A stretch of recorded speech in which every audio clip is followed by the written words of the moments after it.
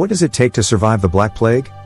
The Black Death was a period in the 14th century Europe during which three different types of plague, bubonic, septicemia, and pneumonic, wiped off an estimated 60% of the population. This equates to 450 million people now. Today, we'll look at how you might have escaped the Black Plague. But before we get started, please do me a favor and subscribe. Activate notifications and add a charming but unforgettable comment. We're going to a plague, so put on a mask, gloves, and gulp that emergency. Urban areas should be avoided. In terms of technology and science, we have progressed as humans, but viruses and our core biology have not. If you want to prevent contracting the plague in 2019, you should start by avoiding places where huge people gather. The pneumonic plague was disseminated by air droplets or, to put it another way, airborne. As a result, the more people near open mouth coughing and sneezing, the greater chances afflicted humans have of spreading their plague to others. The bubonic plague, on the other hand, was spread by flea bites from infected mice. In the correct social circumstances, mice afflicted with plague-ridden fleas might also transmit the disease from flea to person.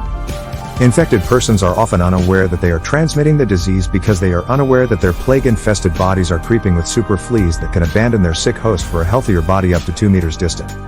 One technique to prevent the Black Death was to stay more than 2 meters away from plague-infested fleas. Stay at home and read the Bible in one sitting. While you're there, take a look around.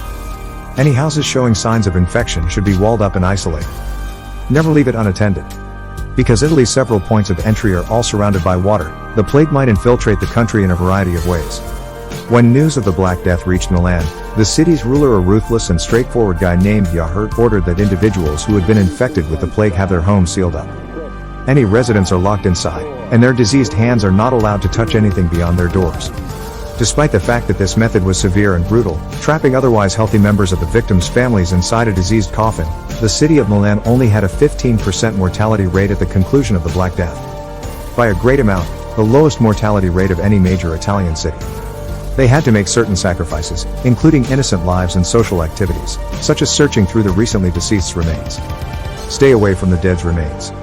Italy may be famed for its delicious lasagna, but one Florentine writer painted a beautiful picture of what life was like on the streets of Florence at the time.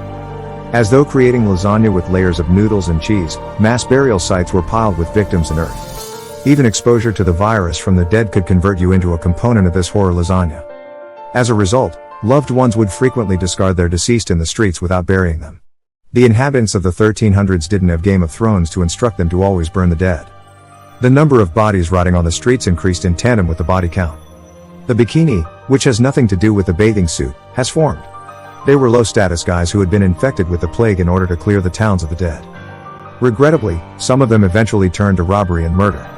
Nobody else would go near a mound of highly infected bodies, thus Italy had no choice but to deal with it. The bikini helped keep the streets free so that the wealthy might grab their gems and furs and flee the plague-infested streets.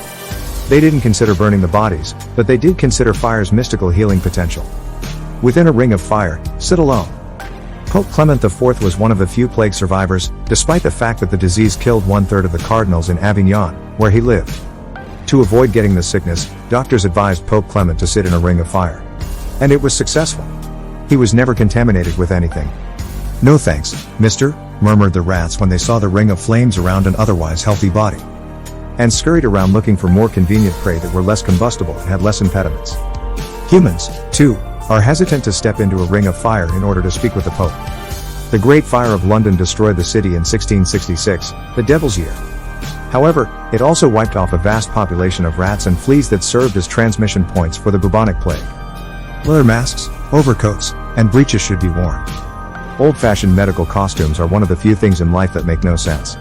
But, once again, their understanding of contagion was far less sophisticated than ours. In his writings, Italian poet Giovanni Boccaccio bemoaned the fact that physicians were woefully unprepared to deal with plague cases due to their lack of knowledge on how to treat the disease. Previously, clinicians may have unknowingly contributed to the spread of the disease by failing to use proper contamination protection. Doctors eventually devised a plague suit to protect themselves after years of treating the disease. And, let's be honest, it looks quite cool. This late-century stunner was first worn by trend-setting Dr. Charles Delorme in France, and contained a long overcoat, cap, and an attached mask that, well, made him appear like a bird.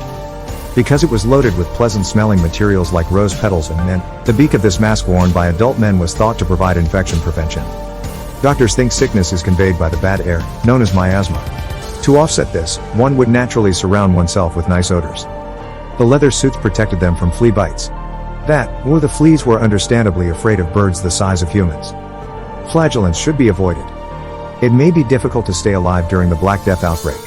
However, spending time with flagellants was not a smart idea if you wanted to stay alive. For those who don't know, a flagellant is someone who subjects oneself or others to flogging, either as a religious observance or for sexual pleasure. They were religious zealots who would thrash you into submission for your ever-loving sin. ND, boy, did the Black Death have their moment in the sun. Because many Europeans felt the disease was sent by God as a punishment for their sins, they sought atonement by publicly beating themselves. You would not be immune to contracting the illness even if you were appropriately chastised in the public place. In fact, because flagellants were well-traveled, they aggravated the problem by spreading the disease everywhere they landed. That's probably not a good thing. Because you should probably, if you want to survive the plague, place the city under quarantine. Consider it the equivalent of erecting a bubble around your city and barring anyone suspected of being infected with the plague from entering. At city gateways, armed guards stood ready to deny admittance to anyone who appeared to be suffering from a low-grade fever. While this endeavor prevented people from entering cities, it also kept those who were already there contained. Aside from armed guards, some European cities have prohibited ships from docking in their ports. The disease was initially brought into Europe by ships from the east. Once that was established, ports began to become more selective about which ships were allowed to dock. By 1348, Venice had instituted a 30-day quarantine for people and products suspected of bearing the plague. Later, this was increased to 40 days, or 40 days as they are known in Italy. As a result, the term quarantine was coined. These steps helped to halt the spread of the disease, but they weren't enough. Thousands of people died in Venice as a result of the Black Death. Perhaps they should have moved to a city with strict anti-plague legislation. The law is plague law. We're talking about no ships, home closures, and curfews. When it came to fighting the spread of the disease, several European cities went full martial law. Who can blame them, with an 80% death rate? Pistorius, a landlocked town in northern Italy, couldn't exactly keep ships away or shut off ports, but they could impose limits on imports, exports, general travel, trading in markets, and funerals. Despite this, Pistorius was responsible for the deaths of 70% of the city's residents. Maintain a healthy lifestyle. With all of these depressingly high percentages, it's easy to forget that some people did contract the plague during this time period and survived it. It wasn't because they wore live chickens on their bibulous plague pimples or drank a cool glass of arsenic. Because they took care of themselves, they possessed immune systems that could battle this tenacious murderer. This was before keto diets and CrossFit gyms were popular. Even in the days before the internet, people had to learn that arugula was good for them. Recent research has confirmed what has always been true. Your chances of succumbing to the disease were significantly higher if you were in poor health before contracting it. People who were already sick, whether they were hungry, had rotten teeth, or had a weaker immune system, had a greater mortality risk. While not immune to illness, healthy people had a greater survival rate. So pay attention to your yogi. Get those juice cleanses going.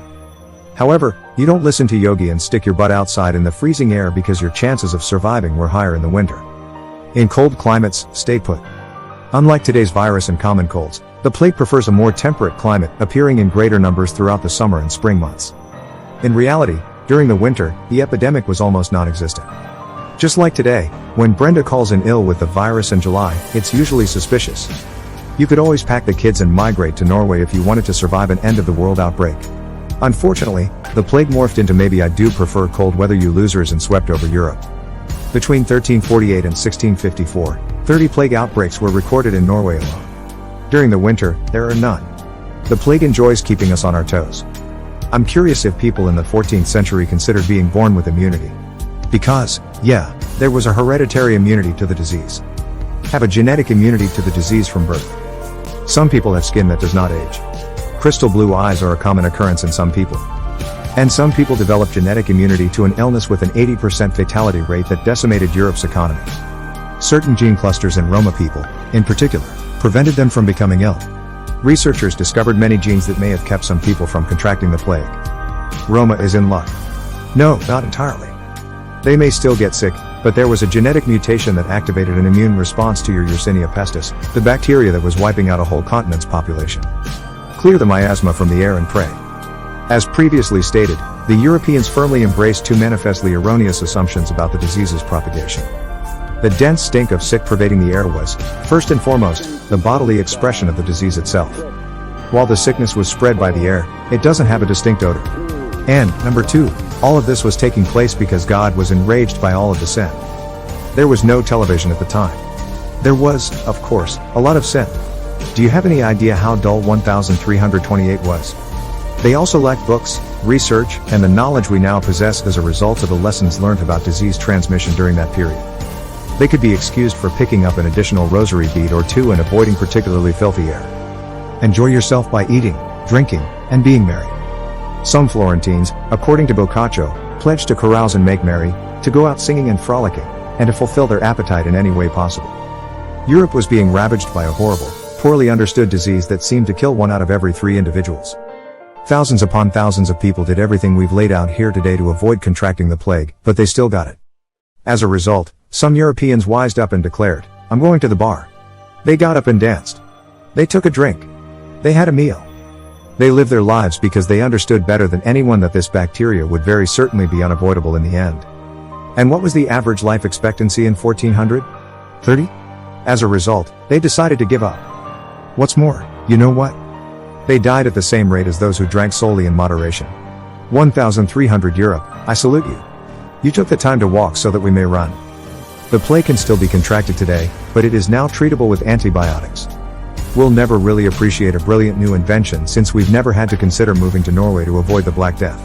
So, do you believe you'd have made it through the Black Death? Please let us know in the comments section below. Check out some of the other videos on the Could Be Anything channel while you're at it.